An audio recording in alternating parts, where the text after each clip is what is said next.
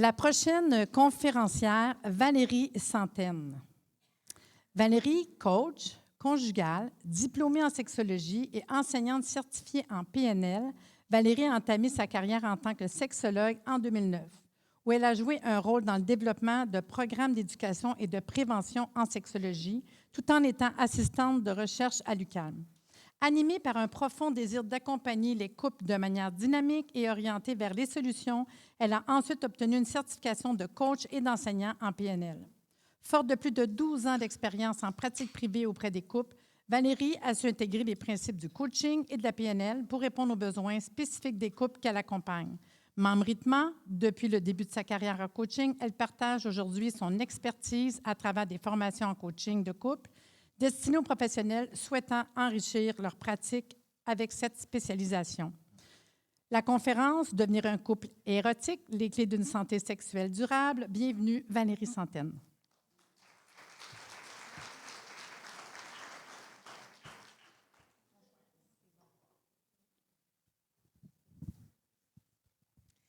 Merci. Je suis contente d'être ici.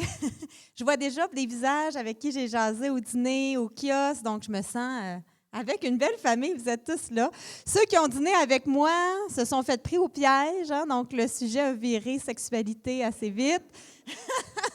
Plus intime que certains s'attendaient pour un dîner d'un congrès comme celui-ci.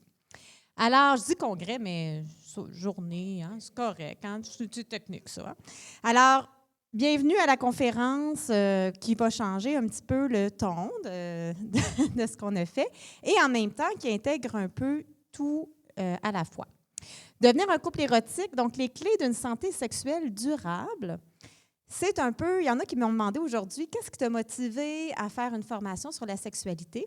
Mais c'était mon rêve.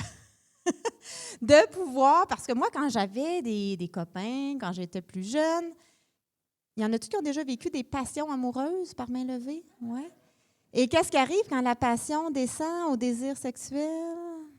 Des fois, ça descend aussi. Ça se peut-tu? C'est-tu ça? Okay. Et j'étais dans ce casse-tête. Comment est-ce que je peux faire pour maintenir la flamme sur le long terme? Et c'était la quête de ma vie. En fait, dans mes études en sexologie, je rêvais même de faire un doctorat sur le sujet. Mais après un burn-out de fin de maîtrise, j'ai décidé d'arrêter à ce niveau-là. Et je me suis dirigée par la suite dans une approche qui me correspondait un petit peu davantage parce que la sexologie, c'est un domaine classique. Donc, c'est vraiment, c'est assez protocolaire. Donc, on a des dysfonctions, voici ce qu'on fait pour telle dysfonction. Je trouvais ça, ça me correspondait un petit peu moins, on va le dire comme ça. Et un beau jour, j'ai découvert le coaching. Donc, qui, par main levée, connaît un peu le coaching? Ça vous dit quelque chose? Coaching, oui, il y a de la relation d'aide, du coaching, l'hypnose. Donc, c'est une approche orientée sur les solutions, tout simplement, un peu comme un cocher qui peut aller rejoindre son client là où il est, comprendre sa problématique actuelle et l'accompagner vers l'atteinte d'un objectif. Et l'objectif ici, pour le sujet qui nous intéresse aujourd'hui, mais ça va être d'être un couple érotique sur le long terme. Et pour faire le tour de ça, mais je vous souhaite la bienvenue, en fait, à bord du train qu'on a baptisé Eros. Aujourd'hui, on va faire un voyage à travers 20 gares qui sont en réalité 20 critères de satisfaction sexuelle en couple. Parce que trop souvent, on s'arrête à un seul critère, celui que vos clients vont se plaindre. Vos clients se plaignent de quoi? Y en a-t-il qui vous parlent de sexualité en bureau? Oui? De quoi ils se plaignent, les clients? La fréquence. Qui a dit la fréquence? Levez la main, vous avez la bonne réponse. Bravo! Donc, la fréquence qui est un seul critère.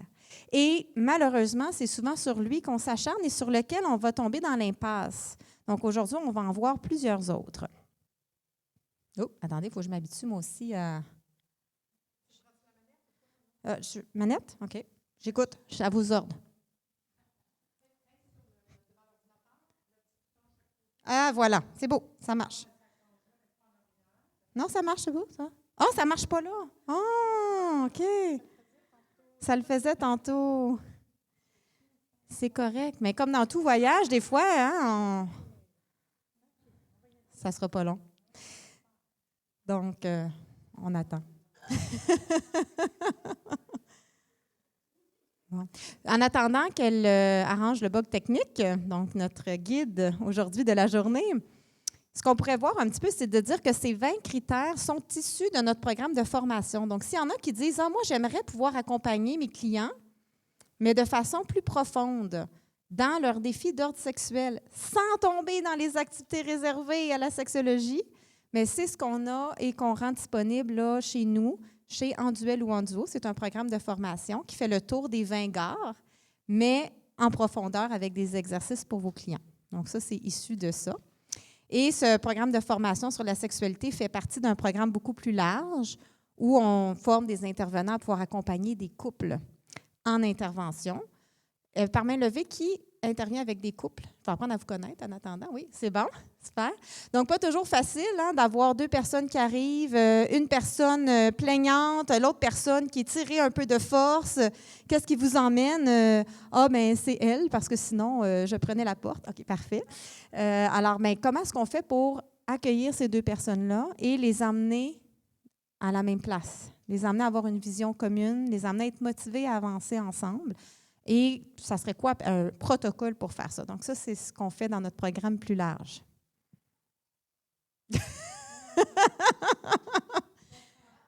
Ça bouge, ça bouge. Ça a bougé. Je peux juste toucher là. OK, juste là. C'est bon. C'est parfait. C'est parfait. Tout fonctionne. Tout va bien. Merci beaucoup. Donc, j'ai juste eu envie de vous partager un peu les critères de santé sexuelle de l'Organisation mondiale de la santé qui sont repris par le ministère ici au Québec. Et c'est un petit peu là-dessus qu'on se base. Donc, on va dire la santé sexuelle, mais c'est un état de bien-être physique, mental et social lié à la sexualité. Donc, déjà, si vous vous concentrez sur votre sexualité personnelle, vous pouvez vous poser la question, est-ce que moi, je suis dans un état de bien-être ou est-ce que dans ma sexualité, je me sens sous pression, frustrée, coupable, inadéquate. Donc ça, c'est intéressant à se poser comme question. Le deuxième critère, c'est une approche positive et respectueuse de la sexualité. Trop souvent, dans l'éducation sexuelle, là encore, ça va dépendre maintenant des programmes, mais ça va être axé sur quoi? Donc, moi, je demande à ma belle-fille souvent, qui est adolescente, qu'est-ce que vous apprenez sur la sexualité à l'école? Ah, mais là, dans notre cours de biologie, on apprend les infections transmissibles sexuellement. On apprend, tu sais, donc ce sont des choses très intéressantes et très utiles à savoir. Et en même temps, mais c'est intéressant de s'intéresser à la sexualité de façon positive et de dire, mais ça ressemble à quoi une sexualité qui est réciproque, respectueuse et positive? Et donc, l'idée que la santé sexuelle, mais ça va au-delà de la simple absence de maladie ou de dysfonction. Donc, bienvenue à bord. Je fais des... Oui, ça va. On a déjà dit que c'était tiré de notre programme de formation. Parfait. On a pris de l'avance tout à l'heure. Vous êtes prêts à monter à bord? Prêts à monter à bord? Oui, super.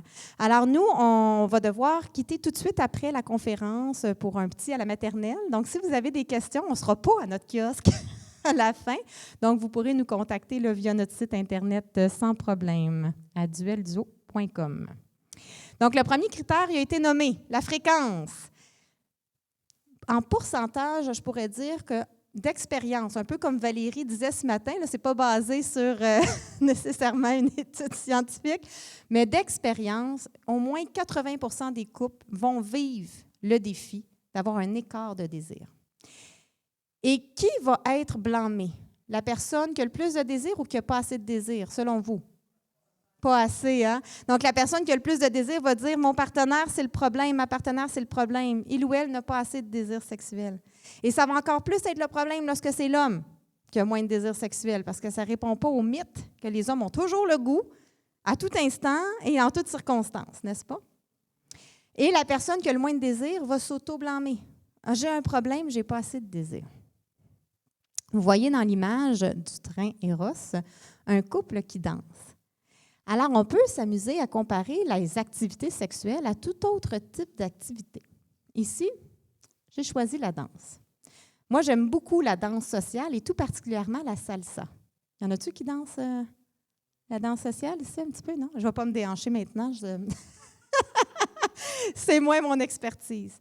Par contre, mon conjoint Stéphane, qui est à l'arrière, qui est là, qui m'assiste toujours, bonjour Stéphane, Il aime la danse aussi, mais pas autant que moi. C'est bizarre, hein? Pensez-vous qu'il y a un problème? Il n'y a pas assez de désir de salsa. Hein? Oui, on peut la même chose pour la salsa qu'on mange.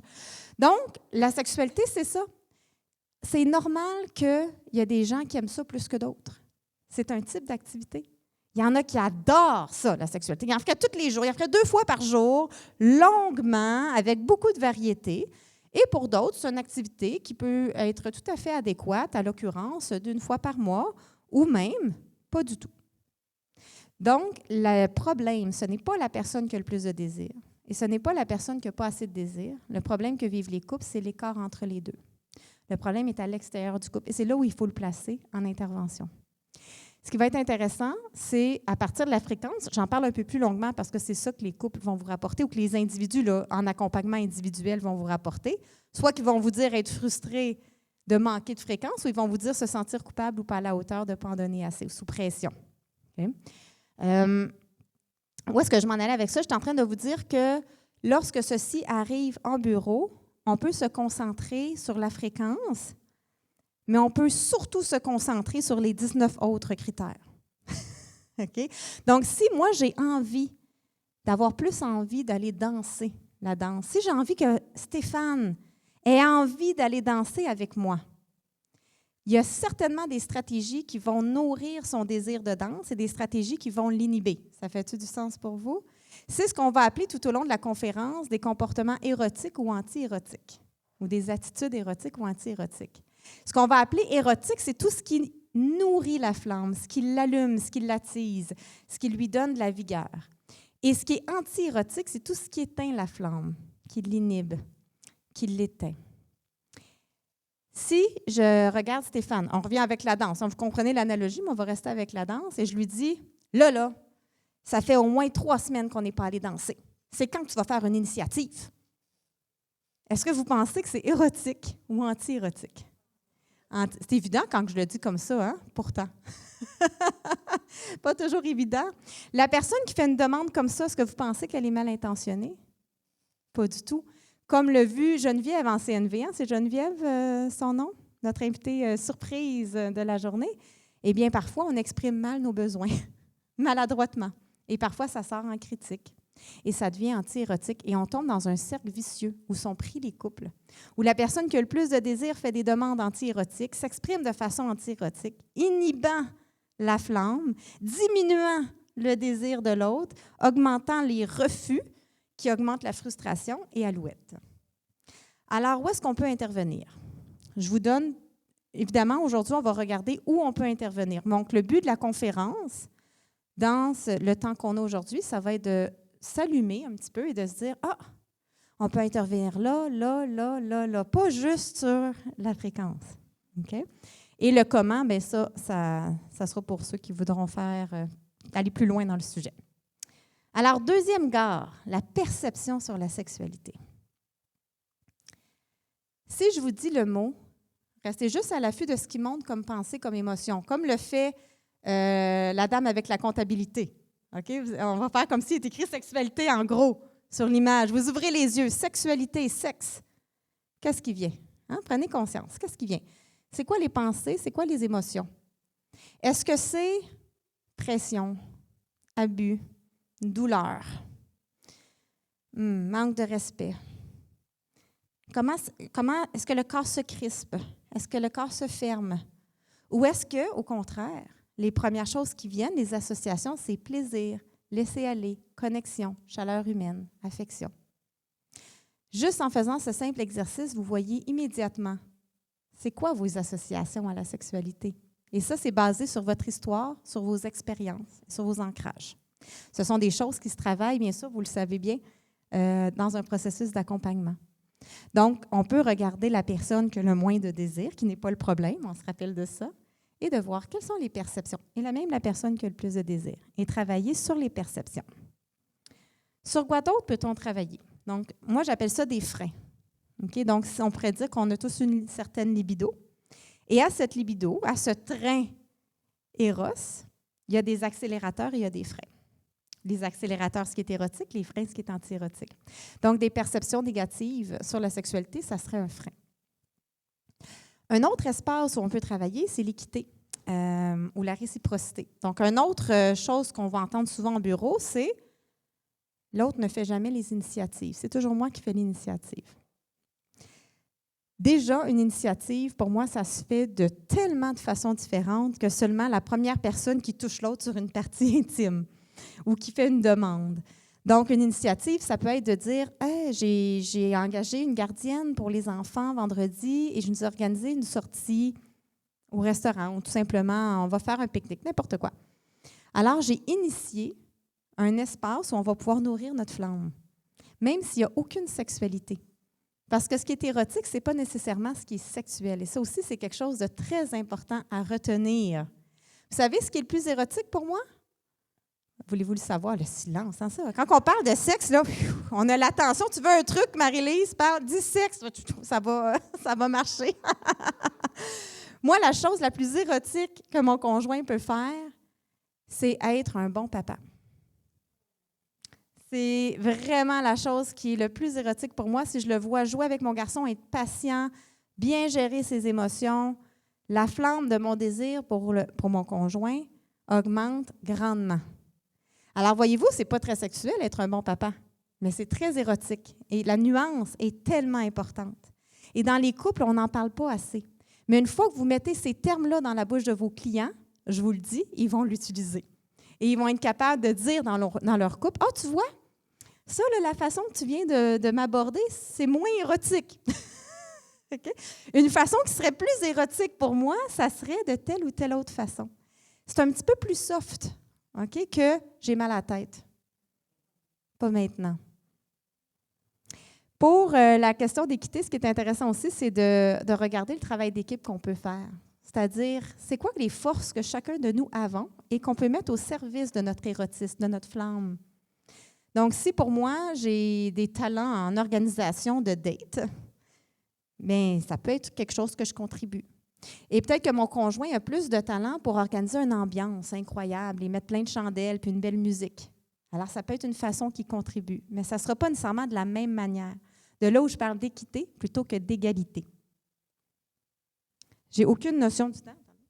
Je veux juste... OK, c'est bon.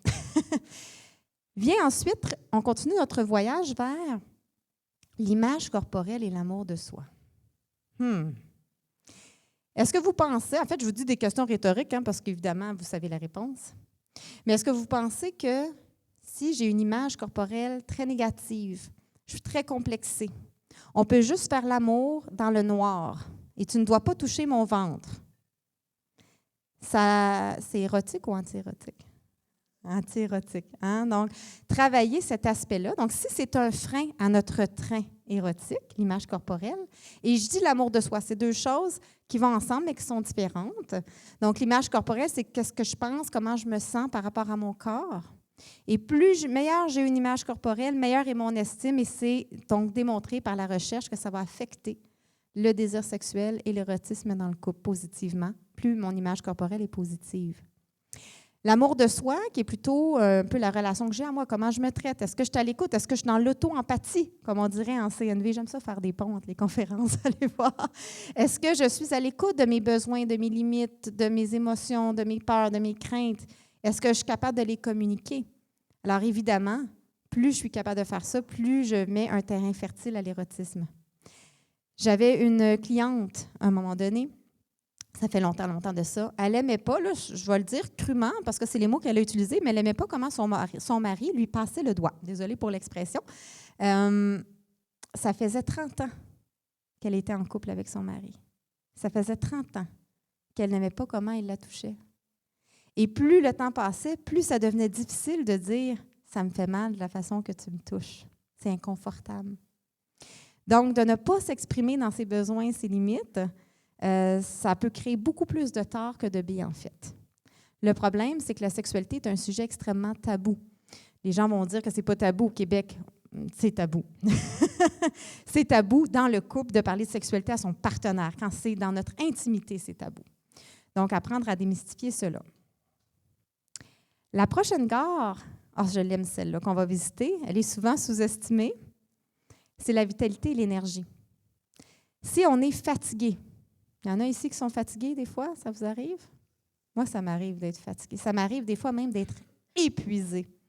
Et je peux vous dire que quand je suis dans cet état de fatigue-là, que je vais chercher le petit pouls à la maternelle, que c'est le souper, la routine, qu'arrive enfin 8 heures, mon plus gros fantasme, c'est d'aller en dessous de mes couvertes en applaudissant la gloire de ce moment ultime et rêvé. Et de juste me reposer et de rien faire d'autre. Et de ne plus être dans un rôle nourricier. Alors, s'il y a cette fatigue-là, s'il y a cet épuisement, s'il y a ce manque d'énergie, mais c'est quelque chose qui va être anti-érotique. Alors, on va pouvoir, dans les autres regards, voir c'est quand les moments où j'ai de l'énergie ou travailler directement sur l'énergie. Présentement, on est dans une période de rush. On a un prochain mois de fou au travail. On est dans un deadline. On sait, moi et Stéphane, que le prochain mois ne sera pas un mois très érotique, hein, mon amour? On est au courant de ça. Ça ne veut pas dire qu'on va se perdre de vue, mais ça veut dire qu'on n'ira pas danser tous les soirs jusqu'à minuit, vous comprenez? OK? On va faire une petite danse dans le salon par-ci, par-là, avant 8 heures le soir. OK? Et c'est OK. Donc, quand la communication est ouverte et honnête et qu'on est capable de se nommer et qu'on a les termes pour le faire, on peut se dire c'est OK.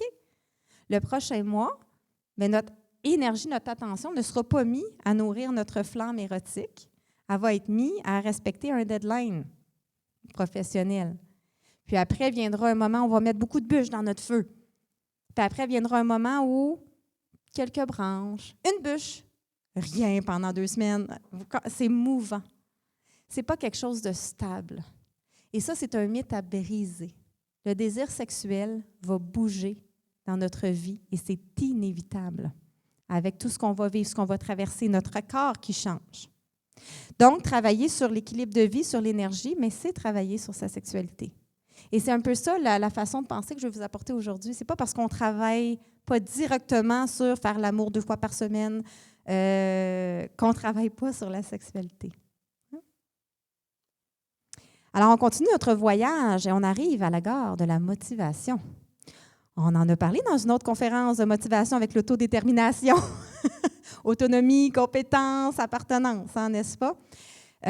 Donc, qu'est-ce qui va emmener de la motivation si je n'ai pas de désir? Voyez-vous un petit peu la chose?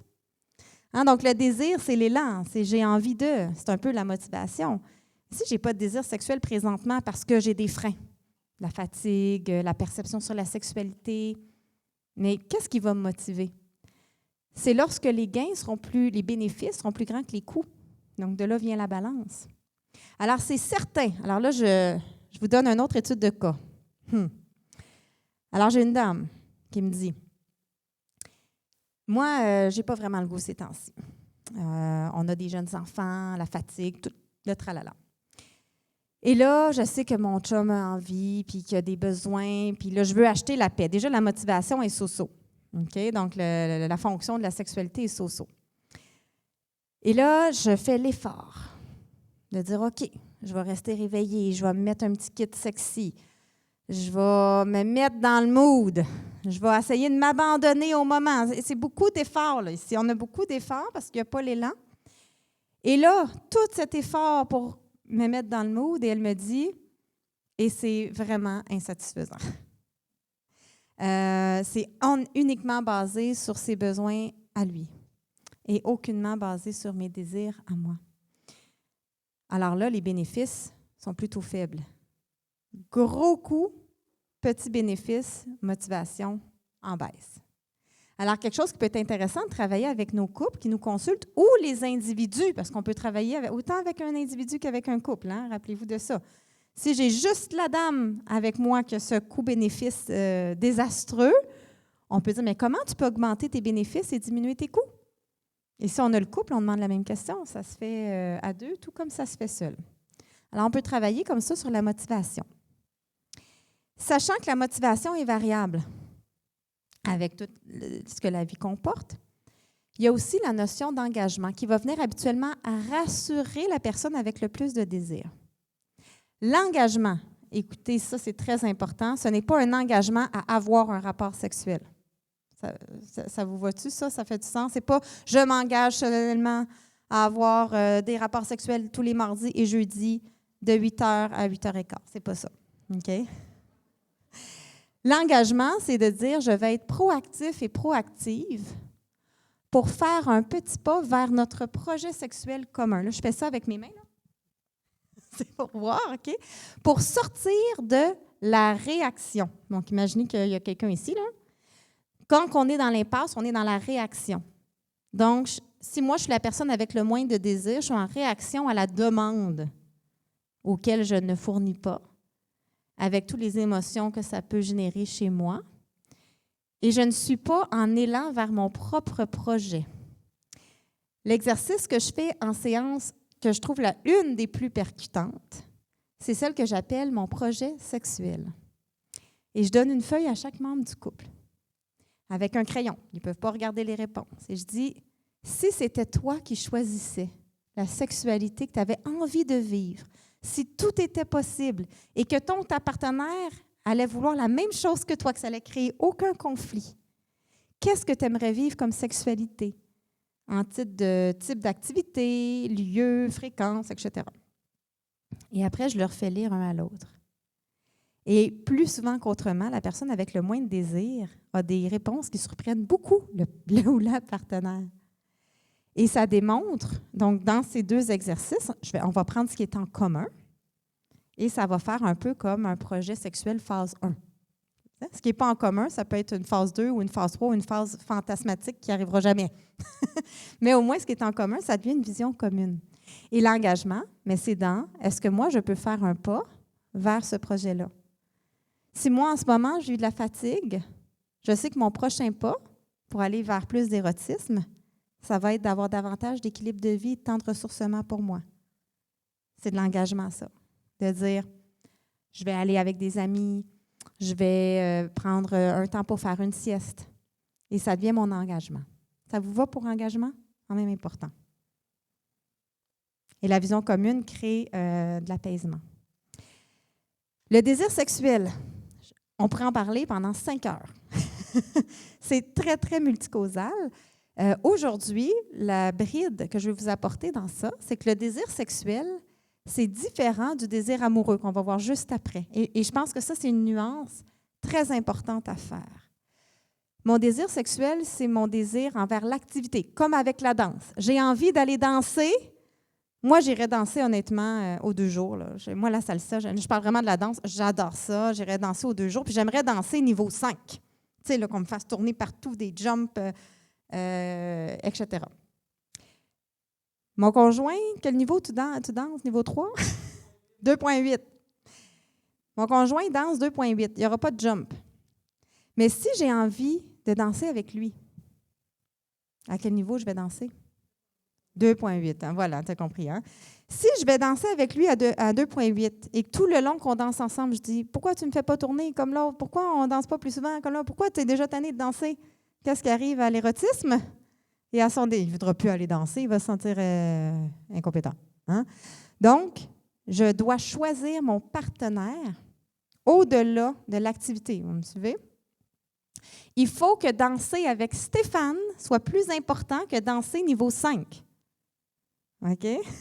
C'est un choix qui va faire une bascule dans la perception de la chose. Et une fois que je sais que je veux danser avec Stéphane, qu'on respecte la limite la plus basse et qu'on élimine toute forme de pression, parce que la pression, c'est la chose la plus anti-érotique au monde, okay? Mais à ce moment-là, je vais pouvoir réfléchir un peu à mon désir sexuel. Il y a le désir sexuel qu'on va appeler basal, c'est-à-dire qui vient de l'intérieur, qui vient d'une sorte de pulsion physiologique qu'on peut ressentir, qui est souvent plus forte chez les hommes, mais bien présente chez les femmes, particulièrement en période d'ovulation. Et ça, c'est un désir qui s'apparente à la faim. Hein? Donc, quand on a faim, qu'on a envie de manger, vous sentez que le ventre il grogne, vous dites « Ah, regardons ça, mon corps me dit j'ai faim. » Et là, vous tombez à la recherche d'un moyen pour combler votre besoin de manger. Et là, moi, ça m'arrive des fois, j'ai souvent faim vers 11 heures le soir, là, je vous dirais. Là. Et là, j'aurais le goût de manger, on dirait, un filet mignon de mon steakhouse préféré avec sauce au vin, petite patate rissolée, Ça, c'est mon fantasme. Mais là, j'ai faim, et puis ce que j'ai d'accessible, c'est des biscuits au Cheez Whiz. Okay? Donc, ça se peut que je me satisfasse de mes biscuits au Cheez Whiz parce que j'ai faim.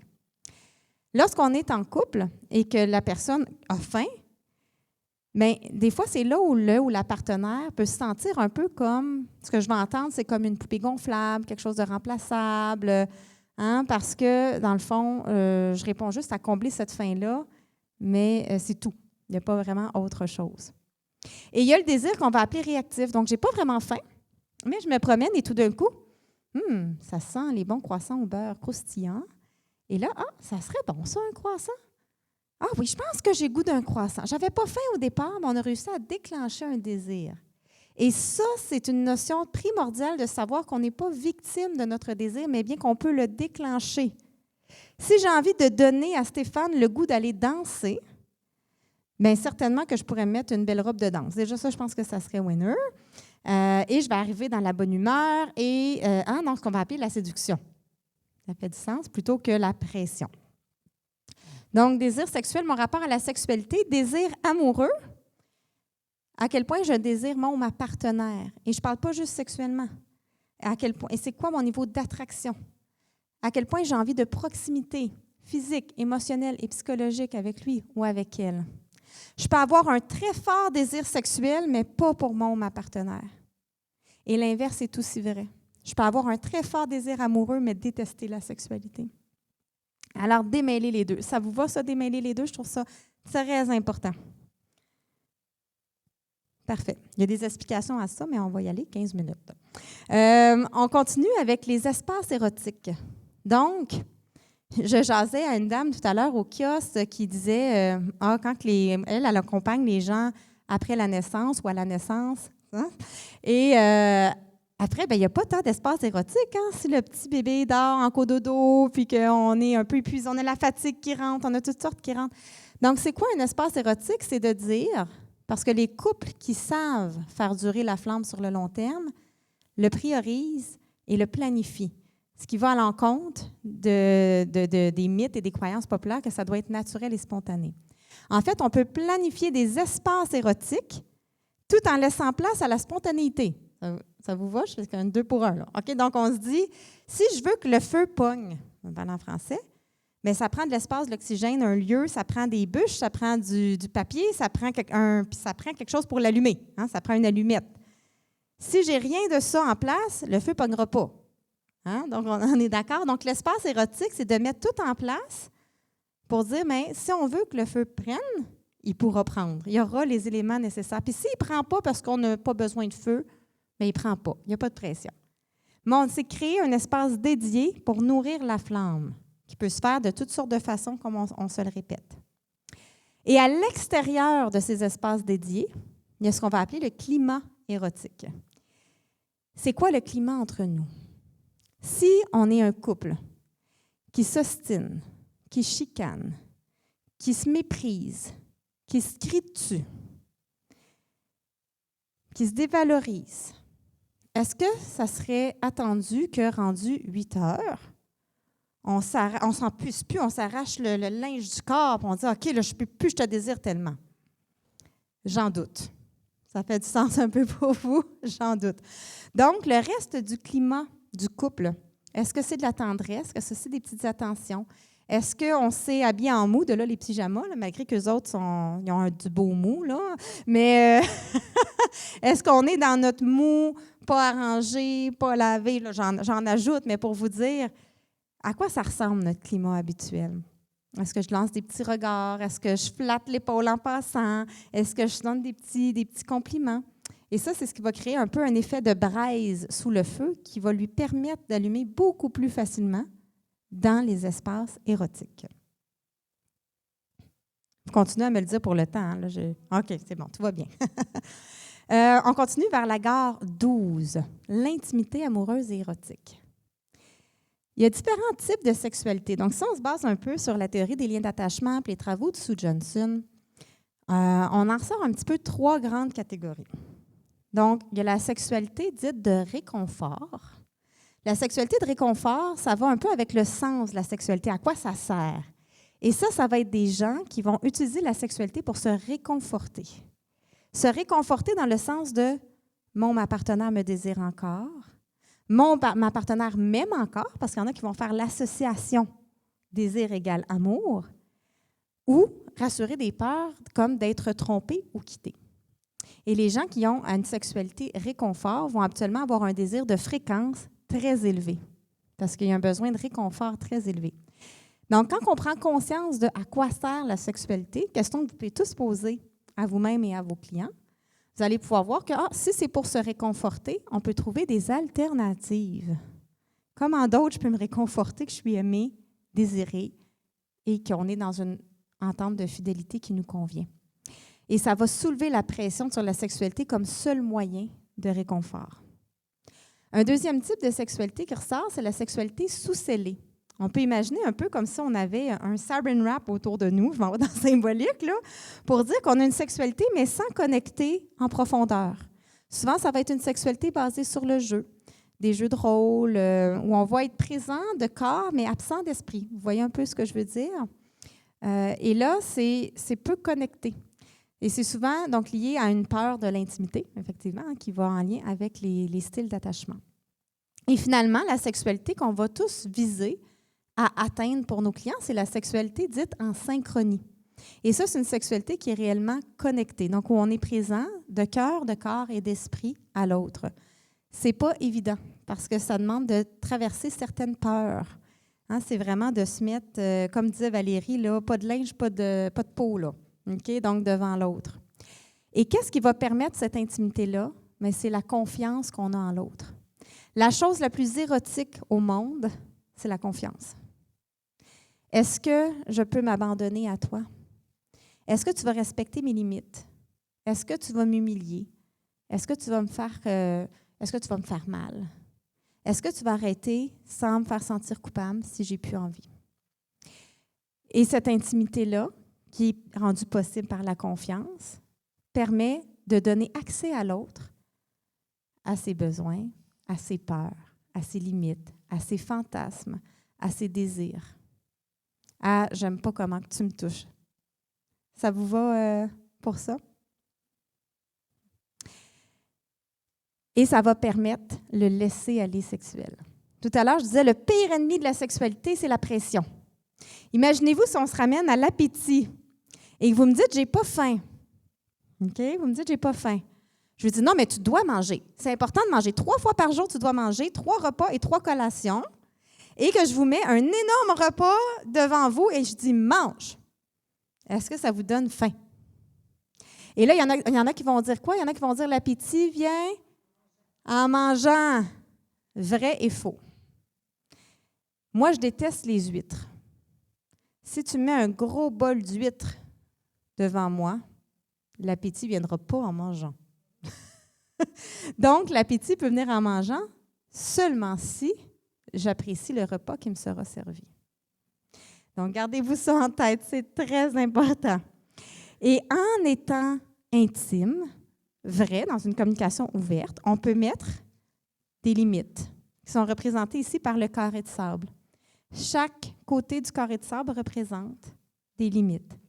Quand les limites sont extrêmement claires, et là, quand je dis clair, là, je peux vous donner un exemple précis.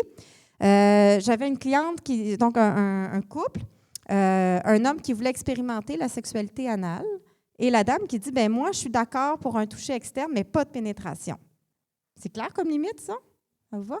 Si la limite est claire et qu'elle est respectée par l'autre, le carré de sable est défini. J'appelle ça le terrain de jeu. On peut jouer à l'intérieur du carré de sable. Et plus on sait que c'est respecté, plus on se laisse aller dans le jeu. Et le laisser aller, c'est érotique. C'est le meilleur ami de la sexualité. Ça vous va pour ça? Donc, ça prend des limites. Donc, tout le monde en a. Même ceux qui pensent qu'ils n'en ont pas, ils en ont. Croyez-moi. Alors, on définit. Et plus on s'amuse dans le carré de sable et qu'on va dans chaque raccoin du carré de sable, il y a beaucoup plus d'espace qu'on pense dans le carré de sable. Il y en a qui sont vraiment focus sur sortir du carré de sable. Amener l'autre là où l'autre n'est pas prêt à aller. Mais il oublie que dans le carré de sable, il y a plein d'espaces qui n'ont pas encore été observés. Il y a plein de choses qui n'ont pas été mis à portée du couple. Donc, plus on s'amuse dans le carré de sable, plus les limites vont peut-être s'élargir et peut-être pas. Et c'est OK parce qu'on se rappelle qu'on veut danser avec notre partenaire plus qu'on veut jouer en dehors du carré de sable. Ça vous voit, ça? On se rappelle de ça. Très important. Donc, comme je vous l'ai dit, là, ça va un petit peu servir de conclusion pour les autres gardes, mais la communication sexuelle devient très, très, très, très importante. Parce que comment mettre des limites claires si on ne les communique pas? C'est impossible. Alors, dans notre formation, on observe 7 verbes, j'appelle ça la grammaire érotique. Et juste pour vous donner les 2 premiers que je vais explorer avec presque 100% des couples qui viennent me voir, le premier, c'est demander et le deuxième, c'est refuser. Comment j'aime me faire demander? C'est quoi une demande érotique pour moi?